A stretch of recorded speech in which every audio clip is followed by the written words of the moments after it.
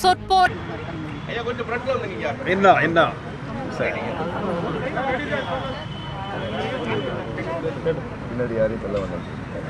தமிழக காங்கிரஸ் கட்சி இன்று திராவிட முன்னேற்ற கழகத்தோடு தொகுதி உடன்பாட்டில் கையெழுத்திட்டிருக்கிறோம். இந்த நிகழ்ச்சி ஒரு மிகுந்த எழுச்சியையும் ஒரு மகிழ்ச்சியையும் எங்களுக்கு அளித்திருக்கிறது. காரணம் என்னவென்றால், தமிழக காங்கிரஸ் பன்னெடுங்காலமாகவே சொல்லி வருகின்ற ஒரு தத்துவம் என்னவென்றால், மதசார்பற்ற இந்த கூட்டணி என்பது ஒரு நேர்கோட்டில் எங்களை இணைத்திருக்கிறது. பல்வேறு அரசியல் கட்சிகள் சேர்ந்து இந்த மதசார்பற்ற கூட்டணியை அமைத்திருக்கிறோம். அதில் எங்களை இணைப்பது இந்த மதசார்பற்ற தன்மை, செக்குலரிசம் என்பதுதான். அது வெற்றி பெற வேண்டும் என்பதற்காகத்தான் தமிழகத்திலே இருக்கிற திராவிட முன்னேற்ற கழகத்திலிருந்து எங்களுடைய கூட்டணியில் இருக்கிற ஒவ்வொரு அரசியல் கட்சியும் தீவிரமாக செயல்பட்டு வருகிறோம். பாரதிய ஜனதா இன்றைக்கு இந்தியாவினுடைய மிகப்பெரிய நோயாக வளர்ந்திருக்கிறது. அது நோயாக இருப்பது மட்டுமல்ல, அந்த நோயை மற்றவர்கள் மீதும் பரப்புவதற்கு அவர்கள் முயற்சிக்கிறார்கள். கொரோனா வைரஸை விட ஆபத்தான ஒரு ஆயுதமாக அவர்கள் இன்றைக்கு விளங்கி வருகிறார்கள். இந்தியாவில் இருக்கிற பல்வேறு அரசியல் கட்சிகளிலும் அவர்கள் உட்புகுந்து அந்த இயக்கங்களை உடைப்பது, பலவீனப்படுத்துவது, அல்லது அதில் இருக்கிறவர்களை கட்சி மாற வைப்பது, அரசாங்கத்தை சீர்குலைப்பது, அரசாங்கத்தை கவிழ்ப்பது என்று பல்வேறு நிகழ்வுகளை அவர்கள் செய்து வருகிறார்கள். இன்றைக்கு புதுவையிலே கூட அதை நாம் பார்க்கிறோம். காங்கிரசிற்கு ஆழமான வேறு இருக்கிற புதுவை மாநிலத்தில் இன்றைக்கு ஆட்சி கவிழ்க்கப்பட்டிருக்கிறது. இதற்காகவே ஒரு துணைநிலை ஆளுநர் அனுப்பப்பட்டார். அரசாங்கத்தினுடைய அன்றாட பணிகளை கூட அவர் தடுத்து நிறுத்தினார். சட்டத்திற்கு புறம்பாக செயல்பட்டார். ஆனால் இவைகளுக்கெல்லாம் மத்திய அமைச்சரவை, மத்திய அமைச்சரகம் உறுதுணையாக இருந்தது என்பதுதான் ஒரு சோகமான செய்தி.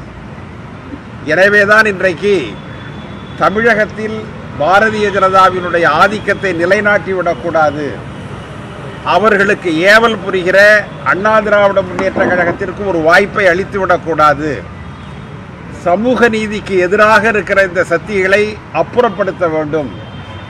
இந்த தேர்தல் என்பது ஒரு ஆட்சி கட்டிலில் அமர வேண்டும் என்பதற்காக மட்டுமான தேர்தல் அல்ல.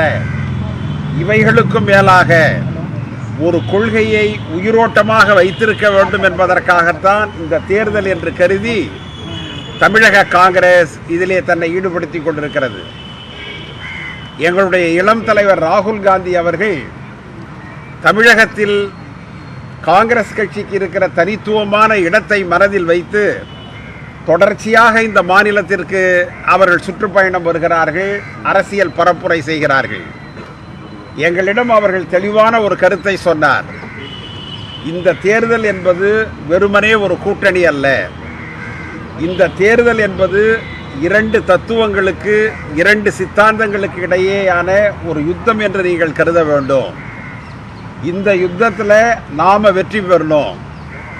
எதிரிகள் இதில் வெற்றி பெறுவார்கள் என்று சொன்னால் ஒரு ஆட்சி மாறி இன்னொரு ஆட்சி வருவது என்பது பொருள் அல்ல. ஒரு தத்துவம் வீழ்ந்து இன்னொரு தத்துவம் எழுந்ததாக பொருள்படும். எனவே தேசிய தோழர்கள் மிக கடுமையாக உழைத்து இந்த தேர்தலிலே வெற்றி பெற வேண்டும், நம்முடைய கூட்டணியை வெற்றி பெறச் செய்ய வேண்டும் என்று அவர்கள் சொன்னார்கள். அதனுடைய அடிப்படையில் தான் இன்றைக்கு இந்த கூட்டணி உருப்பெற்றிருக்கிறது. நாங்கள் மிகவும் மகிழ்ச்சியுடன் இந்த ஒப்பந்தத்திலேயே கையெழுத்திட்டிருக்கிறோம். காரணம் என்னவென்று சொன்னால், எல்லோரும் சேர்ந்து தேரை இழுக்க வேண்டும் என்பதுதான் பொது நியதி.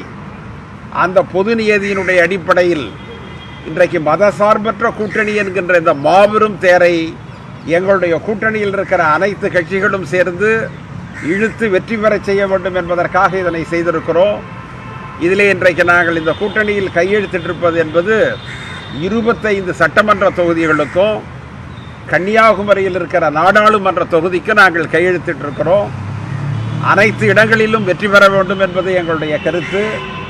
எங்களுடைய கூட்டணி கட்சிகள் நிற்கின்ற அனைத்து தொகுதிகளிலும் கடுமையாக பணியாற்ற வேண்டும் என்பது எங்களுடைய கருத்து. கண்ணுறங்காமல் மிக கடுமையாக உழைத்து இந்த வெற்றியை ஈட்டுவோம் என்பதை தெரிவித்துக் கொள்கிறேன். சார், அந்த 25 தொகுதிகள் என்னென்ன அப்படிங்கிறதுக்கான பட்டியல் கொடுக்கப்பட்டிருக்கு?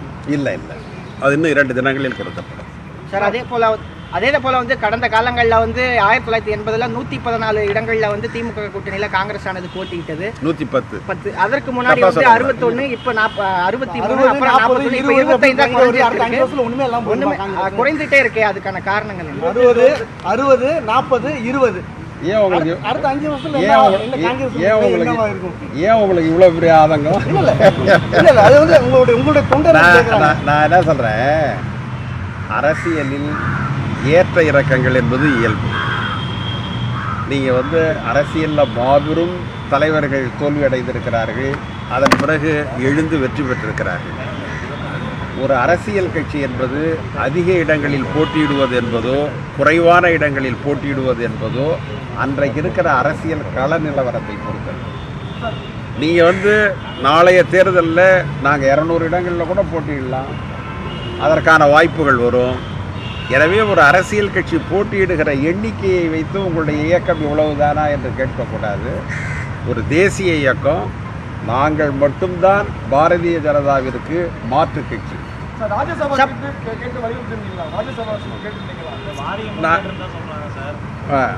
கொஞ்சம் சொல்லுங்களேன், எந்தெந்த வாரியம்னு சொன்னீங்கன்னா மகிழ்ச்சியாவது கேட்டிருக்கிறோம். அவர்கள் பரிசீலிப்பதாக சொல்லி. கடந்த காலங்களில் சொல்லிட்டு இருந்தீங்க, இப்போ ஒரு 10 ஆண்டுகளா அந்த மாதிரியான ஒரு பேச்சே இல்லையே. நீங்க சரியா, நீங்க முதல்ல பேப்பர் படிக்கணும். பத்திரிகையாளர்கள் பேப்பர் படிக்கிறதே கிடையாது. நான் 10 நாளைக்கு முன்னாடி கூட காமராஜர் ஆட்சியை அமைப்போம்னு சொல்லியிருக்கிறேன். எப்போ சொல்றேன்னா 2021 தேர்தலுக்கு பிறகு அதற்கான கோஷத்தை நாங்கள் பெரிதுபடுத்துவோம், அதற்காக செயல்படுவோம்னு சொல்கிறேன். இந்த நேரம் வந்து பாரதிய ஜனதாவை வீழ்த்துவது தான். இந்த நேரம் வந்து காமராஜர் ஆட்சியை கொண்டு வருவது என்பது அல்ல. பாரதிய ஜனதாவை வீழ்த்திய பிறகு காமராஜர் ஆட்சியை சார், பாண்டிச்சேரியிலே இந்த கூட்டணி தொடருமா? அந்த பேச்சுவார்த்தை எப்ப காது கேட்க மாட்டேங்குதா உங்களுக்கு? ஆமா, இதன் பிறகுதானே நான் சொல்றேன். சார், இந்த பாண்டிச்சேரியிலும் இந்த பேச்சுவார்த்தை எப்ப நடக்குது? பாண்டிச்சேரியிலும் திமுக இல்ல, அங்க அது தனி கட்சி அமைப்பு இருக்கிறது, அவர்கள் 2 பேரும் சார். பாஜக அதிமுக அதுல பாஜக வந்து கூட்டணியில மட்டும் இல்லாம ஆட்சியிலையும் பங்கு கேட்கும்னு சொல்றாங்க. அது மாதிரி இந்த வாட்டி காங்கிரஸ் கேட்க வாய்ப்பு இருக்கா திமுக விட? இல்ல, எங்களுக்கு அந்த நோக்கம் கிடையாது. Dinesh sir, in English. Dinesh. Sir, நீங்க போட்டிடுவீங்களா சார்? நீங்க இல்ல. Sir, in English. Yeah. Today, the Indian National Congress and the DMK, we have signed the seat sharing agreement, and we will be contesting in 25 assembly seats and 1 Lok Sabha Kanyakumari seat. Yesterday and today discussions took place, and in a spirit of cooperation, because the country is facing a big threat today, not just in terms of the ideological battle, but also to save the democracy. We are seeing how Bharatiya Janata Party is running this country like a dictatorship, toppling governments, destroying democratic institutions, and using its money power, government power to destabilize and finish off the opposition parties. Their agenda in Tamil Nadu also is the same. By entering an alliance with the AIDMK, the BJP's intention is to finish off the AIDMK also. They want to kill all the opposition parties and have a one-party rule, one-man rule in this country. So this is a very dangerous situation the country is facing. And the Congress party has always stood for the democratic principles, and today this alliance with the DMK, Congress, left parties and other regional parties, this is a secular front which will show a message like what Sri Rahul Gandhi ji said throughout the country, that we will stop this fascist force, and throughout the country all parties, like-minded parties have to come together to stop what is happening, the destruction of democracy that is happening in this country. So we have had our lot of discussions, But after all that, we have come to this conclusion, and we have signed the agreement today. And I'm sure, I'm 100% sure that the DMK, Congress, left, VCK, this secular front is going to sweep this election, and it will send a strong message throughout the country that secularism, socialistic principles, socialism and good governance and democracy will be upheld in this country. So I am sure that Tamil Nadu and Puducherry, both, even Puducherry also will be sorted out, and we are going to do very well in both these states. Thank you. Are you satisfied with the number? Because like earlier it was. See, 41. once we sign an agreement, we have to be satisfied, because after a lot of deliberation, this has been done. Our only aim is now to see that this secular front wins, DMK wins, Congress wins, Left Party wins, VCK wins. Everybody should win, and it should be a big sweep in Tamil Nadu. So that time for being satisfied, dissatisfied is over. Now we are in the battlefield, we are in the war field, and now we have to take on our opponents. So we will fight unitedly. The Congress party is united. This decision was taken not just by Alagiriji, myself, or the CLP. This was taken in consultation with all our political leaders, all our party leaders, all our senior most leaders, taking their views, taking their opinion, taking their acceptance to this agreement, to these numbers. We have come together. So there is no difference of opinion within our party on this issue. What do you have to say about Kamal Hassan's concern? Sir, we are fully satisfied, sir. We are fully satisfied. Sir, what do you have to say about Kamal Hassan's concern? Where No, he I says don't want. that, I don't want to say anything. DMK is sidelining Congress. I don't want to make any further comment. I think there are many other issues to be discussed later on. Thank you. That's for later.